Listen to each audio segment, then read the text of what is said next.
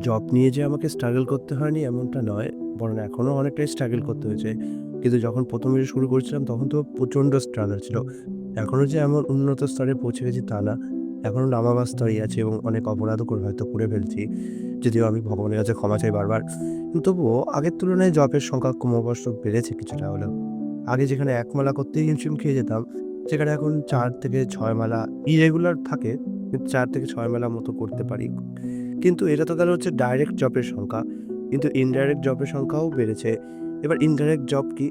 আমি দেখলাম যে আমাকে তো বেশিরভাগ সময় সাইকেল চালাতেই হয়। টিউশনের কাজে, ব্যবসার কাজে, নানা কাজে সাইকেল চালাতে হয়। এবং সেই সময় তো আমার মাইন্ড কিছু না কিছু চিন্তা করেই। আজে-বাজে চিন্তা করবে। কারণ মাইন্ড তো চুপচাপ বসতে পারে না। আপনি মাইন্ডকে সবসময় দেখবেন কোনো না কোনো চিন্তায় রত। তাই ভাবলাম যে আমি সাইকেল চালানোর সময়টা যদি একটু জব করতে পারি তাহলে এটা খুব ভালো হয়। তাই আমি শুরু করলাম হচ্ছে যখনই আমি সাইকেল নিয়ে বাড়ি থেকে বেরোই, জয় শ্রীকৃষ্ণ চৈতন্য, প্রভু নিত্যানন্দ, শ্রী অদ্বৈত গদাধর শিবাসাদি গৌর ভক্তবৃন্দ এইভাবে পঞ্চতত্ত্ব মন্ত্র বলে নিই। তারপরে আমি মনে, মনে জব শুরু করি। এবার রাস্তায় দিয়ে সাইকেল চালালে একটা অসুবিধা যে আপনি জোরে, জোরে বা মুখে, মুখে জব করতে পারবেন না। তাহলে লোকে হয়তো পাগল বলবে। যদিও ভক্তের এসবে পার্থক্য থাকা উচিত নয়। কিন্তু হয়তো আমি এখনো শুদ্ধ ভক্ত হতে পারিনি, তাই আমার একটু প্রভাব লাগতে পারে। তো যাই হোক, আমি কি করি মাস্ক পরে নিই। অনেকেই আমাকে জিজ্ঞেস করে যে, "এই এত গরমেও এখন করোনা তো নেই, তাও মাস্ক কেন পরো?" এর কারণ হিসাবে আমি তাদেরকে সত্যি কথাটা বলি না। আমি বলি, "এখনো ধুলোবালি আছে তাই জন্য মাস্ক পরি।" কিন্তু মাস্ক পরে ঢাকার ফলে আমি বেশ জোরে, জোরে একটু জোরে, খুব জোরে না, একটু আস্তে, আস্তে শব্দ করি যাতে আমি শুনতে পাই। বেশ জপ করতে থাকি। হরে কৃষ্ণ, কৃষ্ণ কৃষ্ণ, হরে হরে, হরে রাম, হরে হরে, হরে কৃষ্ণ, কৃষ্ণ কৃষ্ণ, হরে হরে, হরে রাম, রাম রাম, হরে হরে। এইভাবে জপ করতে থাকি। এটাকে আমি নাম দিয়েছি যে সাইকেল জব। তো এইভাবেও ইনডাইরেক্টলি আমার জব সংখ্যা কিছুটা বেড়েছে। প্রভুপাদ বলেছেন, "নাম হচ্ছে এমন একটা জিনিস, তা তুমি জেনে শুনেই করো কিংবা না জেনে শুনেই করো, ফল তুমি পাবেই।" যেমন কেউ যদি জেনে শুনে আগুনে হাত দেয় বা না জেনেও হাত দিক, আগুন তাকে দগ্ধ করবেই। ঠিক সেভাবে নামের এত শক্তি আছে যে কেউ যদি বিকৃতভাবে মজা করেও বলে না, "আহা! হরে কৃষ্ণ যাচ্ছ", তাহলেও কিন্তু সেই নামের ফল পাবে। কিন্তু হ্যাঁ, শুদ্ধ নাম আর এভাবে বিকৃত নাম দুটোর মধ্যে পার্থক্য আছে। শুদ্ধ নামের ক্ষেত্রে সে তাড়াতাড়ি লোক ত্যাগ করে ভগবানের ধামে ফিরে যেতে পারবে। কিন্তু বিকৃত নাম রুচির ফলে সে আস্তে, আস্তে ধীরে, ধীরে হয়তো একটুখানি উন্নতি করবে। কিন্তু তখনই যে ভক্ত হয়ে যাবে তা না। তো যাই হোক, সাইকেল জব চলাকালীন আমার নামে কিছু ভুল ত্রুটি হয়ে যায়। মাঝে, মাঝে একটু থেমেও পড়ি, আবার শুরু করি পঞ্চতত্ত্ব মন্ত্র দিয়ে। কিন্তু এইভাবে আস্তে, আস্তে নাম করতে, করতে, করতে, করতে আমি টের পাচ্ছি যে আমার জড়জাগতিক বাসনাগুলো ধীরে, ধীরে, ধীরে, ধীরে যেন কমে আসছে। তো এইভাবে ডাইরেক্ট জব আর ইনডাইরেক্ট জব এই দুভাবে আমার মোটামুটি স্ট্রাগল এখনো চলছে, এখনো বর্তমান। এই কদিন ধরে খুব শরীরটা খারাপ ছিল। যে কারণে আমি ভিডিও অত ভালো বানাতেও পারিনি। তো এখনো শরীরটা খারাপ আছে। গলা থেকেই বুঝতে পারছেন গলা একদম বসে গিয়েছে। তো এইভাবে আমি আমার জবের জিনিসটাকে কন্টিনিউ করছি। চেষ্টা করব আরো, আরো বেশি ভালো, ভালো করে জব করার। সবথেকে বেস্ট সময় যেটা আমার মনে হয় জব করার জন্য সেটা হচ্ছে সকালবেলা।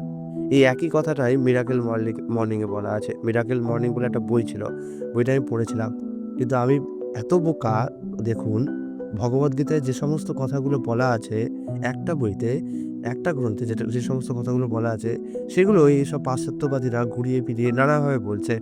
আর আমরা কি করছি বেশি, বেশি টাকা দিয়ে তাদের সেসব বই কিনছি আর ভাবছি আহা! এরা কত জ্ঞান দিচ্ছে আমাদের। কিন্তু এই সমস্ত কথাগুলো আল্টিমেটলি ভগবদ্গীতাতে উল্লেখ করা আছে। আমাদের আচার্যরা আমাদের বলে গিয়েছে যে সকালবেলা উঠে ভগবানের নাম কীর্তন, নাম জপ করা অভ্যাস করা উচিত, দিন শুরু করা উচিত। আমি মোটামুটি সকালবেলা উঠে ১ মালা করার চেষ্টা করি। রোজ হয়তো হয় না। কিন্তু মাঝে, মাঝে হয়। এছাড়াও দিনের শেষটাতে তো সময় থাকে। ঘুমাতে যাওয়ার আগে ১ মালা করা। এটা অত্যন্ত ভালো অভ্যাস। কারণ ঘুমাতে যাচ্ছেন ভগবানের নাম নিয়ে। সে সময় ১ মালা করতে পারেন। খাওয়ার আগে ১ মালা, খাওয়ার পরে ১ মালা। ঠিক আছে? এইভাবে যতক্ষণ না ১ মালা হচ্ছে খাবো না। এইভাবে যদি প্রতিশ্রুতি নেওয়া যায় তাহলেও দেখবেন ১ মালা হয়ে যাবে। তবে হ্যাঁ, ১ মালা করতে গিয়ে যদি খাবারের দিকে মন থাকে সেটা করবেন না। বলবেন যে এই ১ মালাটা আমি করে নিই। আমি করব ১ মালাটা, তারপর আমি খেয়ে নেব। অসুবিধার কিছু নেই। এভাবে নিজেকে বলবেন। কারণ মনকে যদি আপনি বোঝান যে, "আহারে! কতক্ষণ মালা শেষ হবে? খাবো, খাবো, খাবো।" তাহলে কিন্তু মালাতে মন থাকবে না। মনকে বলবেন যে, "এই ১ মালাটাই হচ্ছে আমার খাবারের চাবিকাঠি। এই ১ মালাটাকে আমি করে নেব এবং তাতে আমি যে আনন্দ পাবো তাতে আমি খাবো।" ঠিক আছে? খাওয়ার ক্ষেত্রে খাবার সাত্ত্বিক যত হয় তত ভালো। খাবারের পরিস্থিতি, পরিবেশ এবং মানসিকতাও যদি সাত্ত্বিক হয় সেটা আরো, আরো ভালো। অনেকের একটা বাজে অভ্যাস আছে যে খাওয়ার সময় টিভি ছেড়ে দেওয়া বা মোবাইল ঘাঁটতে, ঘাঁটতে খাবার খাওয়া। এটা একদমই বাজে অভ্যাস। খাবার হতে হবে সাত্ত্বিক। শুধু খাবার সাত্ত্বিক হলেই হবে না। যে জায়গায় খাচ্ছেন সেটা পরিষ্কার-পরিচ্ছন্ন হতে হবে।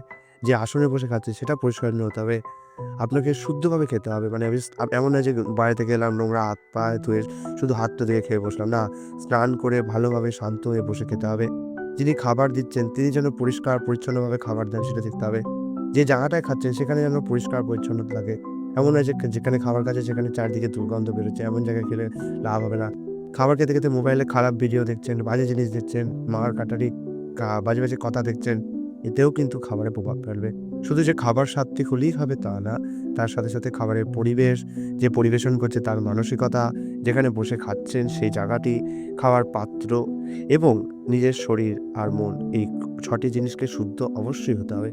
তবেই গিয়ে ভোজনের আপনি পূর্ণ স্বাদ গ্রহণ করতে পারবেন। অ্যাকচুয়ালি মানসিকভাবে আমাদের মন সবসময় খাবারের দিকে থাকে এবং যত বেশি সময় আমরা খাবারে স্পেন্ড করি, আমাদের মনও তত বেশি খুশি হয়। তো এই কারণে আমরা যদি ফোন দেখে খাই বা টিভি দেখে খাই, তাহলে আমাদের মনে একটা বাজে সিগন্যাল যায় যে আমি তাতে সময় স্পেন্ড করতে পারছি না। এই কারণে অনেকের ওভার ইটিং যত সমস্যা দেখা যায়। যাই হোক ধীরে, ধীরে খাবেন, আস্তে, আস্তে খাবেন। আর অবশ্যই যদি সম্ভব হয় তো প্রসাদ খান তাহলে ভালোই হয় সেটা। তাহলে আপনার ভবরোগের আস্তে, আস্তে নির্মূল হবে। কিন্তু যদি কারোর ক্ষেত্রে প্রসাদ পাওয়া সম্ভব হচ্ছে না, যাদের বাড়ির লোক সায় দিচ্ছে না, তাহলে সেক্ষেত্রে কি করবেন? তাহলে সেক্ষেত্রে অন্তত সেই যে খাবারটি সেটি ভগবানকে আগে ধন্যবাদ দিন যে, "হ্যাঁ, কৃষ্ণ আপনাকে অসংখ্য ধন্যবাদ।" যারা কৃষ্ণকে বা ভগবান হিসেবে মানেন না, নির্বিশেষবাদে তুষ্ট, তারা ঠিক আছে সেই করুন, এখন কি করবেন তারা? তাদের জন্য আর কি বলতে পারি? যাই হোক, ভগবানকে অবশ্যই ধন্যবাদ দিন যে এই অন্নটি আপনি আমাদের দিয়েছেন। এর জন্য আমি আপনার প্রতি অত্যন্ত কৃতজ্ঞ। আমার যোগ্যতা নেই এই অন্নটি তৈরি করার। কিন্তু তাও আপনি আমাকে বিচার করেছেন যে এই অন্নটি আমার যোগ্য হওয়া উচিত। তার জন্য অসংখ্য ধন্যবাদ। এইভাবে আপনি যখন সদর্থক প্রার্থনা করেন, তখন সেই খাবারটিও আস্তে, আস্তে শুদ্ধ হয়ে ওঠে। যদিও তাতে পাপ কতটা নষ্ট হয় কি হয় না সেই বিষয়ে অনেক দ্বিমত আছে। কিন্তু এটুকু দেখা যায় যে ভগবানকে ধন্যবাদ দেওয়ার ফলে আমাদের মন মানসিকতা আস্তে, আস্তে ভগবানের প্রতি উন্মুখ হয়ে ওঠে। সেবান্মুখতা তৈরি হয়। তো এইভাবে আপনারা খাদ্য গ্রহণও করতে পারেন। তো আজকে দুটো বিষয়ে আলোচনা করলাম। জপের বিষয় আর খাদ্য গ্রহণের বিষয়ে। আশা করি এই ভিডিওটি, এই পডকাস্টটি আপনাকে কিছুটা সাহায্য করেছে। আমি এভাবে আরো অনেক নিত্য নতুন, নতুন আমার যে অভিজ্ঞতা সেগুলো শেয়ার করে নেব। তাতে আপনাকে চ্যানেলটি সাবস্ক্রাইব করতে হবে। আর যদি এটি পডকাস্ট শোনেন তাহলে অবশ্যই আমাকে ফলো করতে হবে। তো আগামীকাল আরেকটি ভিডিও নিয়ে উপস্থিত হব। আজকের জন্য বিদায়। হরে কৃষ্ণ।